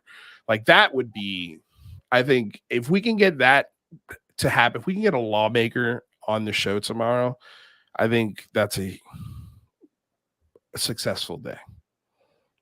Even if we don't, still successful day. But if we do, man, I think that's huge. Like, extra credit, icing on the cake, cherry on top, whatever analogy you want. So Jane, we got a few minutes left. I'm curious to know, you got to listen to the discussion with John Greenewald today. Yeah, the first 2 hours. Yeah, and then a video on my channel premiered during the 3rd hour. Yeah, I saw that. I saw that. I felt so bad. It's just so funny because I was originally going to put that video out at noon, and I never can get. I'm just the worst. I just can never time any of the rendering stuff. It's been a crazy summer as far as schedule goes. So I'm hoping back to school. But speaking of, so we can talk about John's stream, but related to what we were talking about with the Calvine UFO and everything. On my channel now, I have a video that goes over some just cool 1800s airship stories. I would say I like stories too, so there's a lot of stories on my channel. It's blurred, the facts and fiction in any given video for the most part, I think. On my channel, but it really has got me thinking about that kind of uncomfortable idea of the rogue space program, because it looks like we had a solid century of airships and flying machines essentially before they were officially a thing. I mean, I'm not exaggerating. I mean, as early as the 1820s, people started seeing these things, right? And there were different inventors and different varieties. And yes, there were the stranger encounters too. So it's so parallel to today. And one thought I had was okay, so the airships in the 1800s, they were cigar shaped, right, and massive, and it's a kind of this missing part in history, especially the history of flight. In my opinion, mainstream history. Let's say that there were these exotic, maybe extraterrestrial, mysterious cigar shaped craft that people had been seeing, and so it's okay, well, I guess we need to make a craft that is a cigar shape. Right. And you're just you're just trying to fit everything, into a shape. Right. And then just kind of over time, it evolves, you learn, and so I don't know. It's really got me wondering, it's which came first, the spacefaring ship, and then, we're copying it with our can't even get to the stratosphere. We're doing a totally kind of bad back engineered version of it. We're emulating it as best we can. Yeah. Well, it's kind of like I think there was when they landed a plane on this deserted island, and then they left, the villagers of the island built a plane out of Amazing. timber and leaves, and it's just wow, that's cool. And they called him John Front. I believe there was a particular person. This was the World War II story. Maybe we even talked about it here. I can't remember exactly where. South Pacific, maybe. I think. And there was a man that they associated with because they were dropping, food and things down from Right. planes. So it's just, it's this grateful thing. And the story goes that they called the man or the leader, the godlike being, right, John from, because and we guess that he was like saying, I'm John from England or John from America or something, or whatever. So, and there's different stories of that, of different tribes or isolated groups of people coming into contact with different groups of people. So Yeah. it's feasible. No, it's definitely feasible. I mean, there could be a there. There really could be. Yeah, well, that's definitely something that Mick West and Eric Weinstein had discussed. Because he was Eric Weinstein was sort of comparing that analogy of planes dropping food and water, and you seeing that, then going back and telling the tribe what you saw. And Mick West's rebuttal to that was, yeah, but the other villagers can see it. They eating the food. They're actually interacting with the thing. We are not. There's a huge difference. Right, yeah. And I agree. Like I was like, man, he kind of stumped Weinstein on that one a little bit. But I thought that was a cool moment. But I wanted to, we got about 15 minutes. Yeah, I wanted to real quick, just because this was something that I know you didn't see because it was in the last part of his video. And I'm not going to play the whole thing, but just this idea of where John Greenewald is coming from with this complaint. Because I don't know if you saw on Twitter that, and I can't pull it up because I took a picture of it. I can't pull it up. Give me 1 second. So after, not even before this presentation was done, this came up on Twitter, and this was something that and we'll go to Elizondo's account in a second, but this gentleman by the name of Todd McMurtry said in response to this Black Vault presentation, says, surely hope you don't defame Lou Elizondo.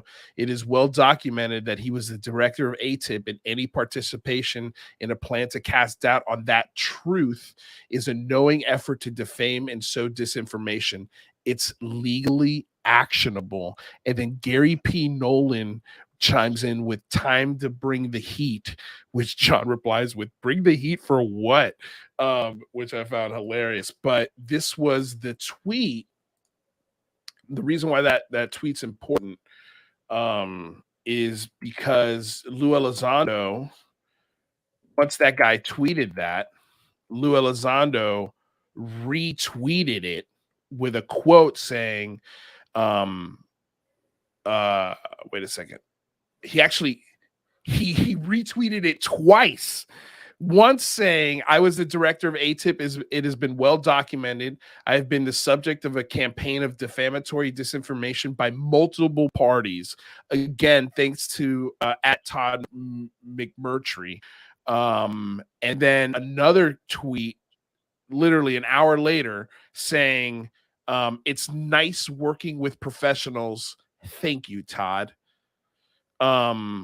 And again, quoting the same tweet, surely hope you don't defame at Lou Elizondo. So essentially, kind of lobbing a threat of legal action against John Greenewald through a third-party tweet. Seems to be something that he's good at doing. Jane, I'm so happy you said that. He always is using third-party people to defend himself. It's weird. And always sending his followers on to other people's profiles off. I mean, John Greenewald has quite a big following. He's quite influential, but sometimes he sends people to profiles with, not as many followers. Yeah. I don't know. I mean, I'm beginning to see a pattern here. I think it's a pretty well established pattern at this point. I think in the very, very early days, I had my skepticism about who, but it was really unfounded. There was really no proof. It was just the counterintelligence agent. It just kind of like, if you come out the gate that way, I'm just probably, it's, maybe that's unfair of me, but I'm probably just, you're gonna have to do a lot to win me over, and that's understandable, because that's I think a lot of people feel like that about their government or people who represent the government. But there was nothing really bad. Like, there was nothing bad though. It's just, it's a person. I just kind of accepted he probably had maybe his goals or whatever, but doesn't make him a bad person. And I'm not gonna say he's a bad person either. I don't, like I said, I don't want to play that score. I don't want to take score of things, but it's certain, it's like, what is that quote? When people show you who they are, like, believe them, right? Like, I think at this point it would be naive. I don't even know what I wanted. It's so, because the fact that I don't even want to put words out about this person, because I don't want them to get twisted online, and I don't want to get the hate from it, and I don't want to be accused of, not believing witnesses and just whatever it is. I think it says everything. I don't even want to say his name. I don't even want the Google alert, out there, because I've been so over talking about like the influencers, of ufology. It's like, okay, let's have one conversation, hey, yay, congratulations on everything that you've done to push the movement forward, but hey, let's talk about UFOs again. And I see all these things about how, this person's a hero and they've done more for disclosure than anybody. And let's back up a little bit, guys, because not a single family member or friend that's like outside of like UFO Twitter that I know knows who Lou Elizondo is. And I've told them, by the way, so I've told them about him multiple times. I've had multiple conversations with my mom about him, and she still does not know who he is. Now she knows who Tom DeLonge is because Blink-182. My sister does. They know, like, so this whole idea that he's like done so much for disclosure, more than anybody else, and that we just got to put all our eggs in this basket and or else disclosure won't happen. Like, is that the fear? Because aliens and UFOs are so much bigger. It's so much bigger than me. It's, bigger than you. It's bigger than any one person. So I don't know why we're obsessed, because we seem obsessed with this individual, and I'm just so over it, and it seems so distracting. And also, I would ask you, the videos that he's helped to propel forward, those are the Pentagon videos, right? And maybe I don't know that he's been single-handedly behind the release of any of them. The Pentagon videos were well in play before he became an influential character. So I still don't really know.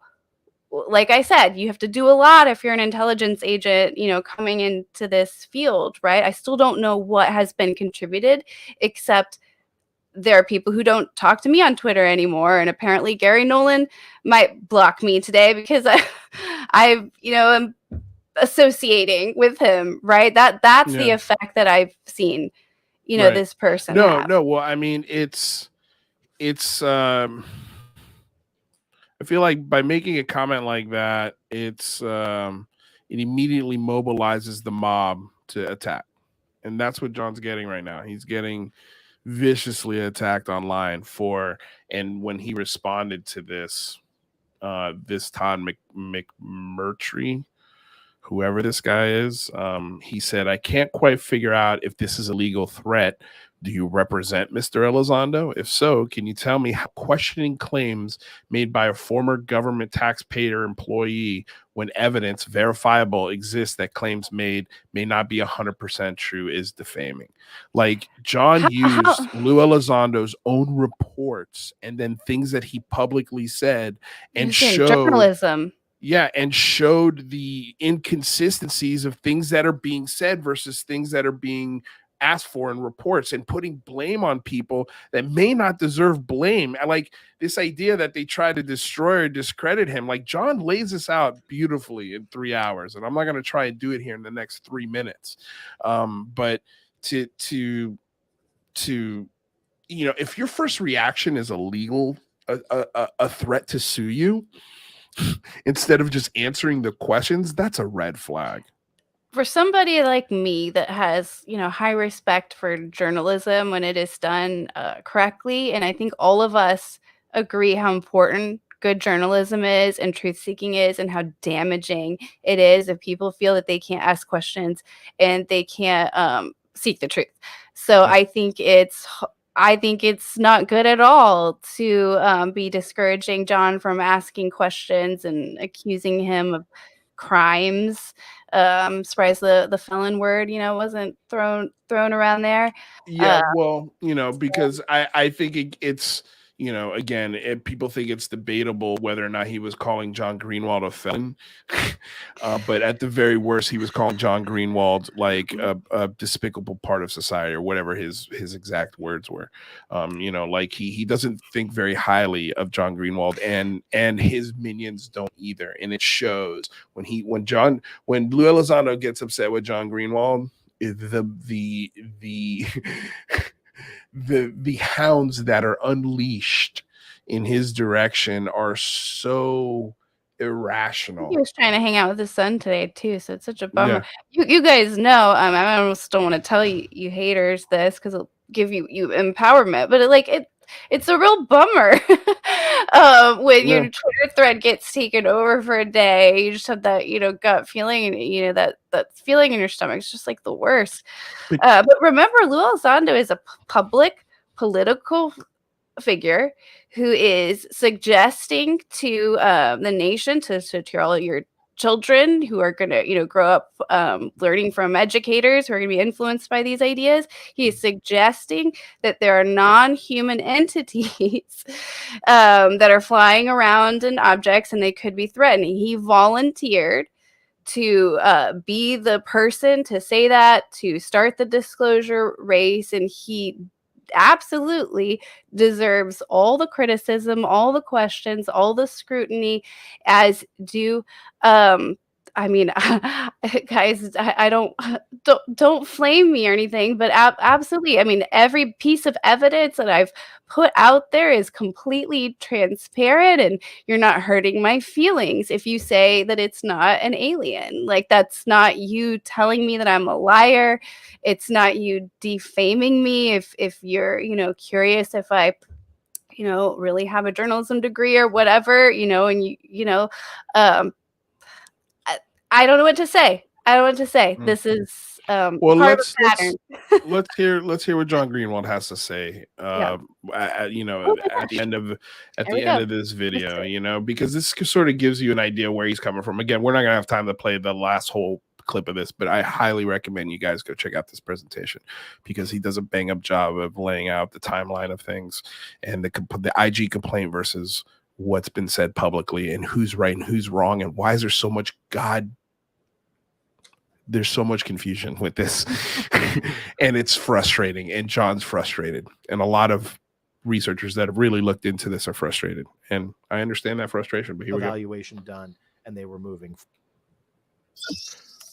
Oh wait, what happened? Oh, sorry, hold on one second, guys. For some reason it went to the beginning of the video, but I know exactly where this spot is, so just give me 2 seconds here.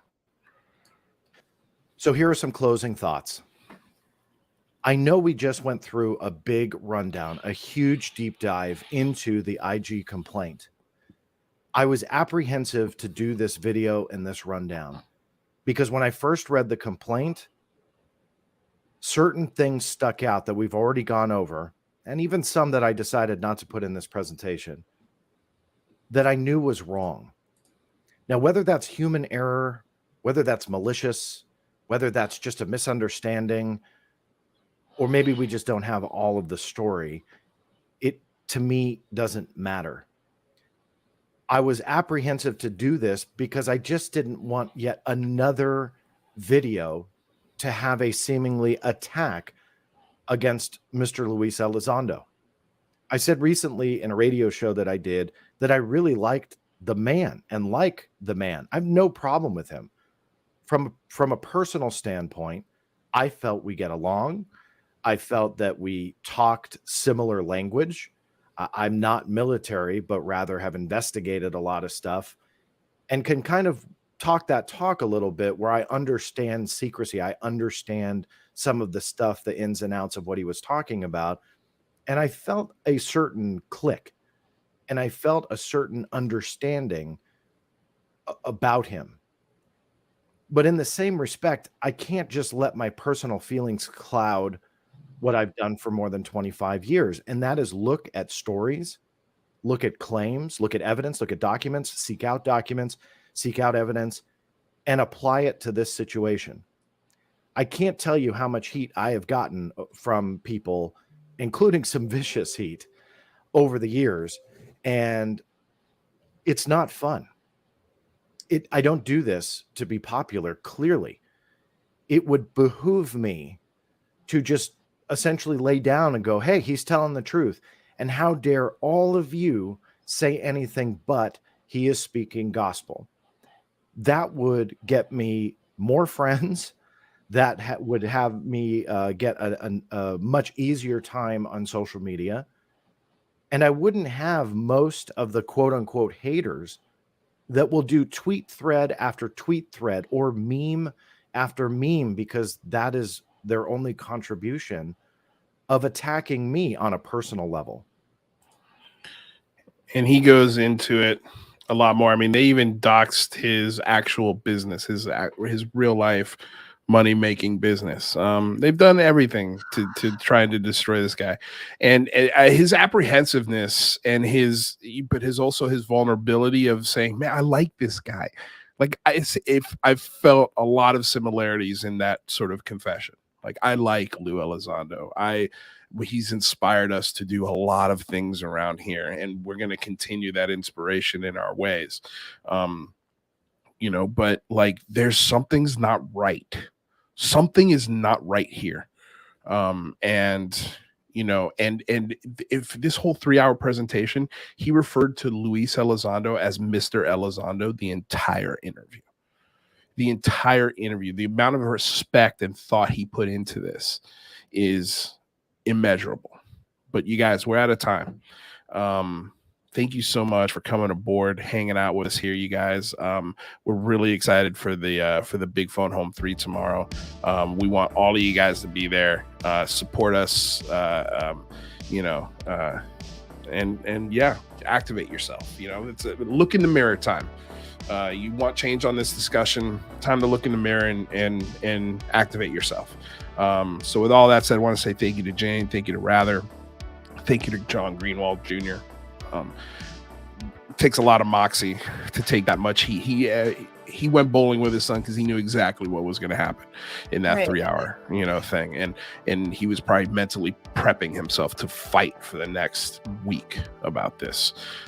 So hats off to you, John Greenewald. I can't wait to talk to him about this a little bit tomorrow and sort of see what the last 24 hours have been like for him. He's going to be here tomorrow. We're going to get to ask him about it. So don't miss the Big Phone Home 3, you guys. It's going to be a wonderful event. I'm excited for it. I can't wait. I'm getting those feelings now because I know as soon as we end this show, that means countdown has begun. So we're stoked. We're happy that you guys are here joining us on this ride. We're happy that you're supporting the channel.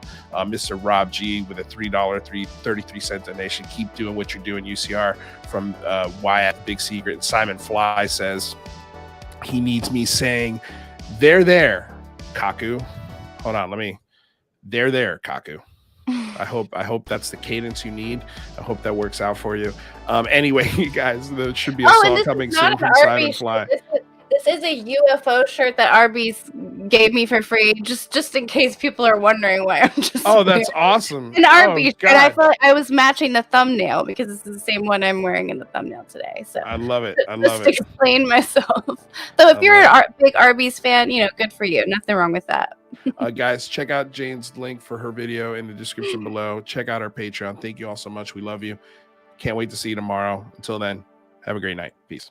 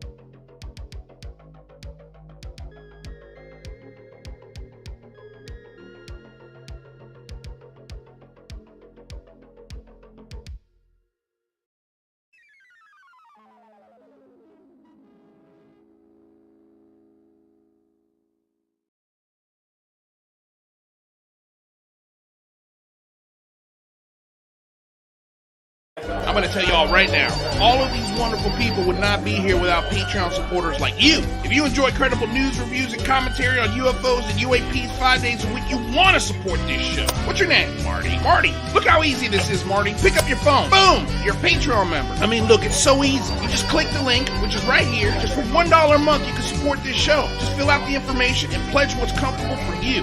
It could be $1, $5, $10, or who knows. Just support.